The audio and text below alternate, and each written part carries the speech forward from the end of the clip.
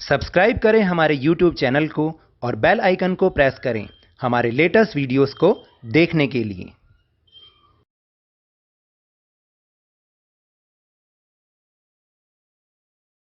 Hello and welcome to Lavneesh sir की class. आज की ये शिक्षा निदेशालय राष्ट्रीय राजधानी क्षेत्र दिल्ली की वर्कशीट नंबर 85 जो कि कक्षा 9th के विद्यार्थियों के लिए है।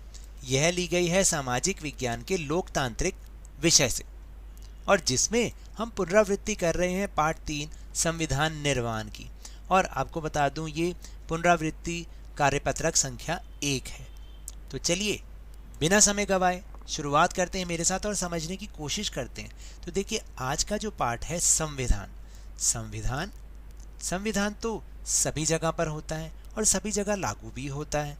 जैसे अगर आप अपने विद्यालय में जाते हैं वहाँ का भी एक संविधान होता है, आप अपने घर में रहते हैं वहाँ का भी एक संविधान होता है और देश का संविधान तो होता ही है।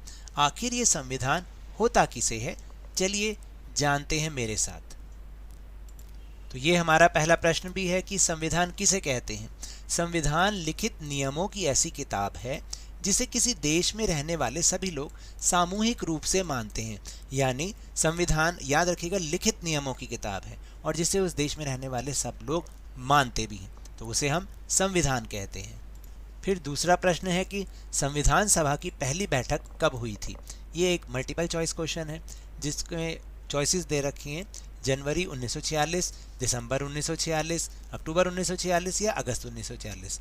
तो सब में जो सही उत्तर है वो है दूसरे नंबर का उत्तर दिसंबर 1946। यानी दिसंबर 1946 में संविधान सभा की पहली बैठक हुई थी।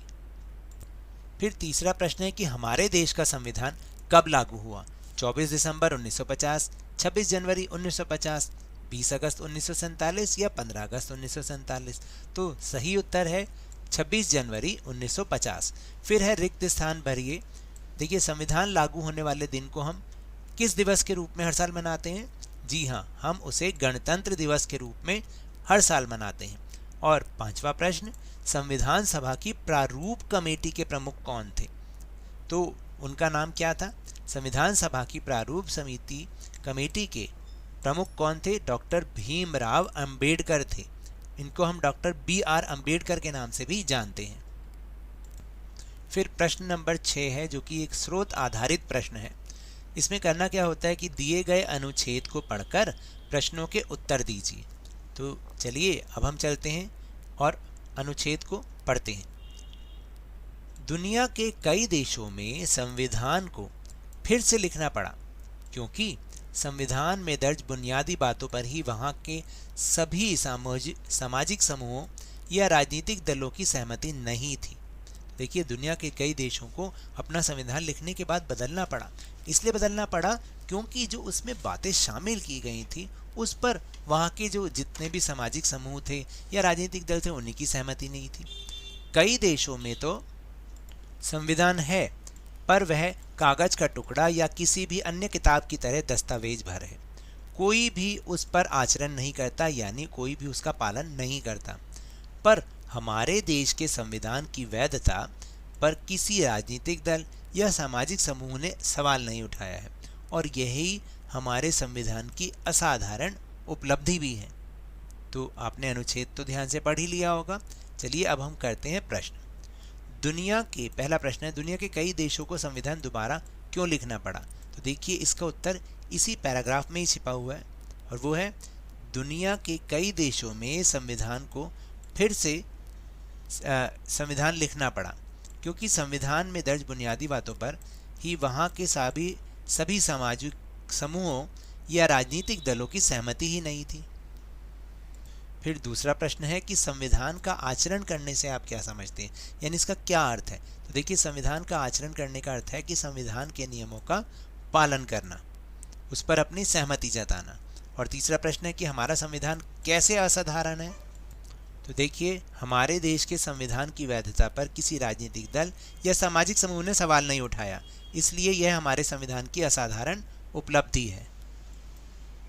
फिर इसके बाद है प्रश्न नंबर 7, संविधान क्यों जरूरी है। तो देखिए क्यों जरूरी है। लोकतांत्रिक सरकार का निर्माण और उसके कार्य तय करने के लिए जरूरी है। सरकार के विभिन्न अंगों के बीच अधिकार क्षेत्र तय करने के लिए जरूरी है। सरकार को अपनी शक्तियों के दुरुपयोग से रोकने के लिए भी संविधान जरूरी है। फिर नागरिकों के अधिकार सुरक्षित करने के लिए संविधान जरूरी है। और आखिरी में कि अच्छे समाज के गठन के लिए भी संविधान की जरूरत पड़ती है। फिर है प्रश्न नंबर 8, हमारे देश में संविधान के क्या क्या कार्य हैं, क्या काम करता है आखिर संविधान। तो देखिए, साथ रह रहे विभिन्न तरह के लोगों के बीच जरूरी भरोसा और सहयोग विकसित करने का कार्य, स्पष्ट करना कि सरकार का गठन कैसे होगा और किसे ही फैसले लेने का अधिकार होगा।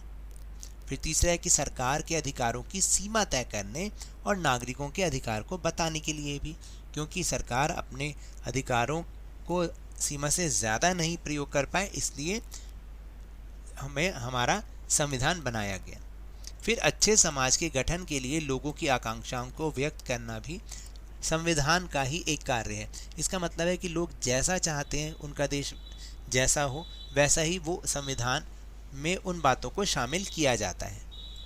फिर है प्रश्न नंबर 9, संविधान लिखते समय किन किन बातों का ध्यान रखा गया था।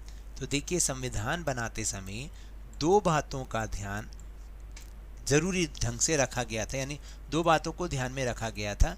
यानी उसे किसी संविधान को पवित्र दस्तावेज मानने के साथ साथ इतना लचीला भी बनाया गया कि उसमें समय की आवश्यकता के अनुरूप बदलाव किए जा सके। या फिर दूसरे शब्दों में कहें कि हमारा संविधान कोई जड़ या अपरिवर्तनीय दस्तावेज नहीं है, इसमें परिवर्तन किए जा सकते हैं, अर्थात इसमें संशोधन किए जा सकते हैं। फिर आखिरी प्रश्न नंबर 10, आपके अनुसार हमारे देश के विकास में हमारा संविधान कितना सार्थक है। तो देखिए, ये मेरा सुझाव है जो मैंने लिखा है, आपके विचार, आपका सुझाव आप खुद भी लिख सकते हैं। देखिए, संविधान देश के नागरिकों को समान अवसर उपलब्ध कराता है, जिससे सभी जो लोग हैं वो देश के विकास में अपना योगदान देते हैं। फिर दूसरा पॉइंट है कि संविधान सामाजिक न्याय को भी प्रोत्साहित करता है, जिससे लोगों के बीच भेदभाव कम होता है और यह देश के विकास में भी सहायक है। और तीसरा है कि यह देश की अखंडता और एकता को भी बढ़ावा देता है, जो कि देश के विकास के लिए बहुत ही अधिक महत्वपूर्ण है। तो ये तो थी आज की वर्कशीट। अगर मेरे इस तरह समझाने से आपको थोड़ा सा भी समझ में आया हो तो इस चैनल को ज़्यादा से ज़्यादा सब्सक्राइब कीजिए, लाइक कीजिए और बहुत ज़्यादा शेयर कीजिए। और हाँ, मेरे साथ इसी तरह आसानी से वर्कशीट को समझते रहिए, लेकिन ध्यान और मन लगाकर पूरी मेहनत और लगन के साथ ऑनलाइन ही सही पढ़ते जरूर रहिए। और अगर आपको कोरोना वायरस को हराना है ना, तो मास्क अवश्य पहन के रखिए और जब भी संभव हो, जब भी उपलब्ध हो, इसका टीकाकरण अवश्य कराएं, क्योंकि कोरोना को हराना है और ज़िंदगी को एक बार फिर से सुहाना बनाना है। इसी उम्मीद के साथ बहुत बहुत धन्यवाद।